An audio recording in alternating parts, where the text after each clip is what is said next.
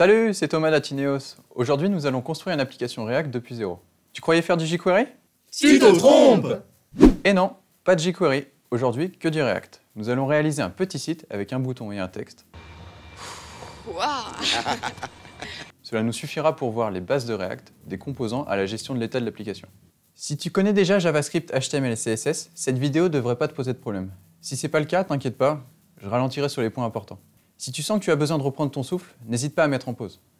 Mais qu'est-ce que React? React est une bibliothèque JavaScript permettant de construire des interfaces utilisateurs rapides et ergonomiques. Elle a été développée par Facebook en 2011. React te permettra de faire des interfaces complexes grâce à des morceaux de code unitaires et réutilisables qu'on appelle des composants. Cependant, React te permettra de faire seulement le rendu. Pour tout ce qui est appel API ou gestion du routing, tu devras utiliser des bibliothèques annexes comme Redux ou React Router. Comme je le disais, React utilise des composants. Chaque composant est une partie de l'interface et peut être formé d'autres composants qui éventuellement peuvent être formés d'un ou plusieurs autres composants, qui peut utiliser d'autres composants, qui peut utiliser d'autres composants, qui peut utiliser d'autres composants, qui peut utiliser d'autres... Enfin bref, chaque application a au moins un composant, la racine de l'application. Voyons un exemple de découpage de composants. Par exemple, si nous prenons cette page de résultats Google et que nous voulions la découper en composants, nous pourrions utiliser un composant pour la zone de recherche en haut, un composant pour la liste de résultats à gauche, un composant pour l'encadré à droite présentant le résumé de Wikipédia. Et tous ces macro-composants pourraient être redécoupés en sous-composants. Par exemple, pour l'encadré de droite, nous pourrions utiliser un composant pour la galerie d'images, un composant pour la zone de texte et un composant pour la liste des cards en bas. Au final, nous obtenons un arbre de composants avec le composant racine en haut de cet arbre. Le composant racine est souvent nommé app. React a plusieurs sortes de composants, mais pour cette vidéo, nous nous focalisons sur les composants héritant de React.component. Voici une classe ES6. ES6 ou ECMAScript est un ensemble de normes JavaScript. Un composant, en plus d'être une classe étendant React.component, possède un state qui contient son état interne et une méthode render responsable de décrire son interface utilisateur. Le résultat de la méthode render est un React element. En fait, c'est juste un objet JavaScript qui représente un élément DOM en mémoire.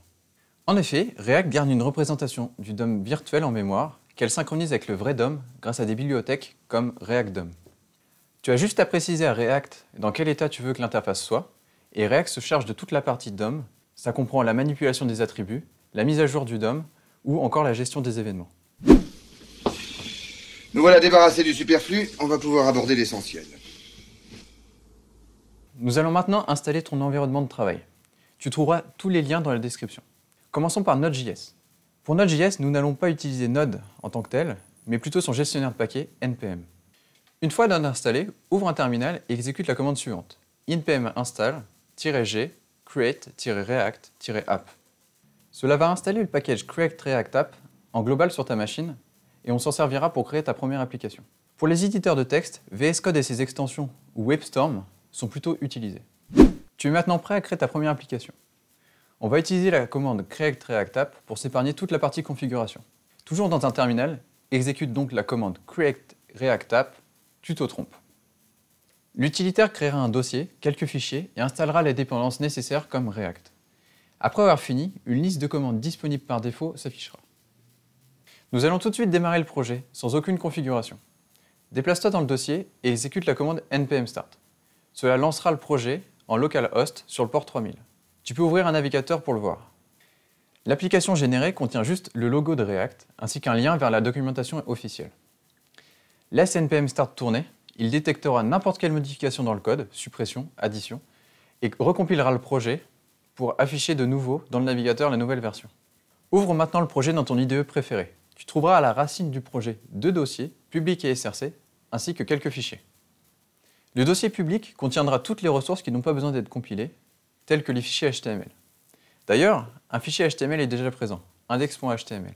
Si tu l'ouvres, tu pourras voir dedans une div d'ID root, qui est particulièrement importante pour nous, puisque c'est dedans qu'on injectera notre application React. Le dossier src, par contre, contiendra tout ton code JS et ton code CSS. Après la création d'une application avec create-react-app, comme nous venons de le faire, un certain nombre de fichiers sont déjà générés. Les fichiers app contiennent le composant responsable de l'affichage du logo qui tourne, du lien et du texte. Le fichier service worker est un système de cache et l'index.js est le point d'entrée de l'application. Enfin, tu trouveras dans le package JSON, à la racine de l'application, la liste de toutes les dépendances de notre application. Même si tu pourrais faire du React en JavaScript, il est plus simple d'utiliser une extension du langage appelée JSX. Le JSX, c'est du JS qui ressemble à du HTML. Il sera ensuite traduit en JavaScript.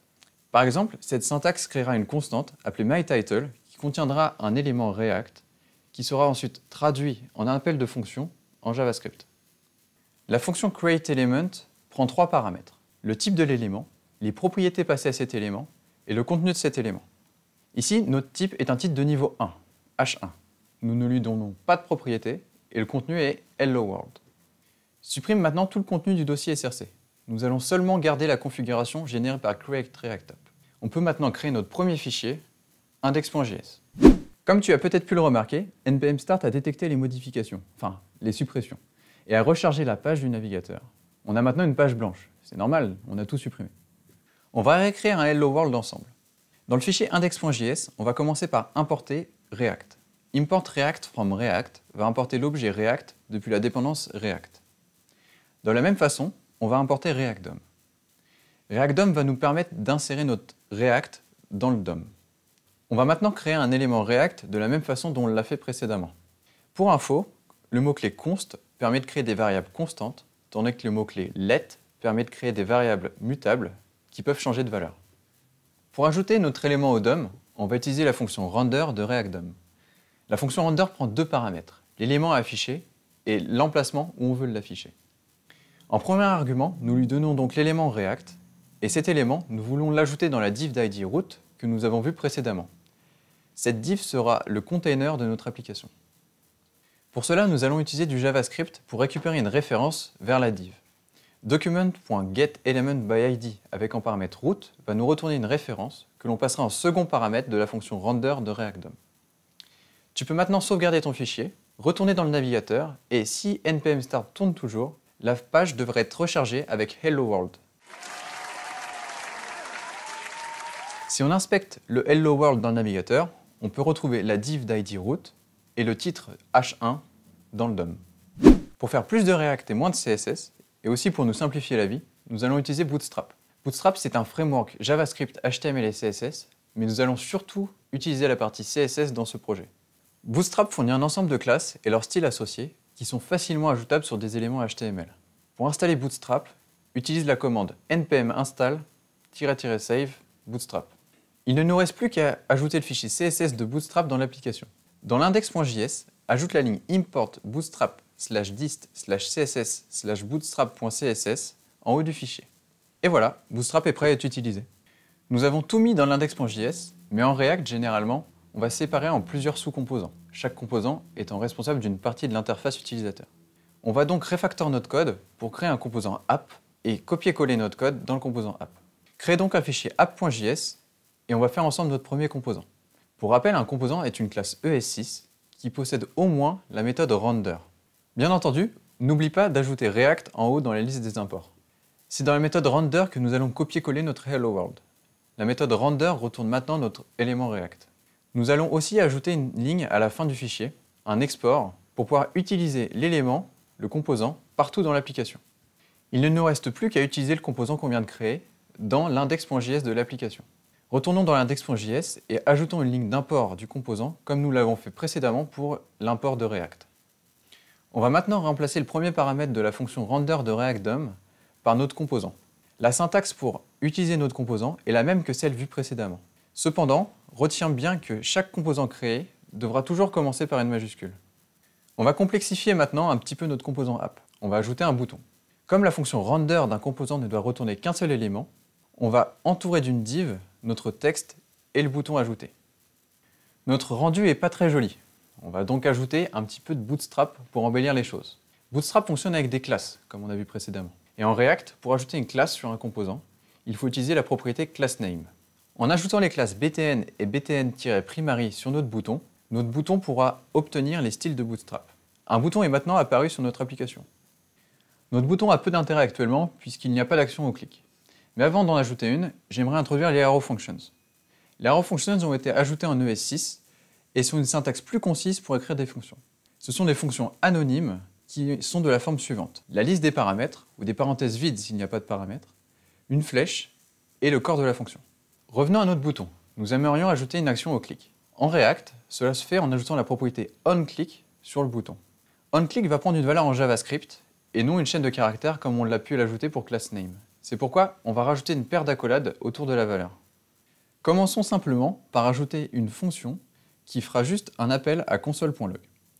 Cette fonction ne prendra pas de paramètres et dans le corps de la fonction, on aura juste l'appel à console.log avec notre valeur. Testons ça maintenant.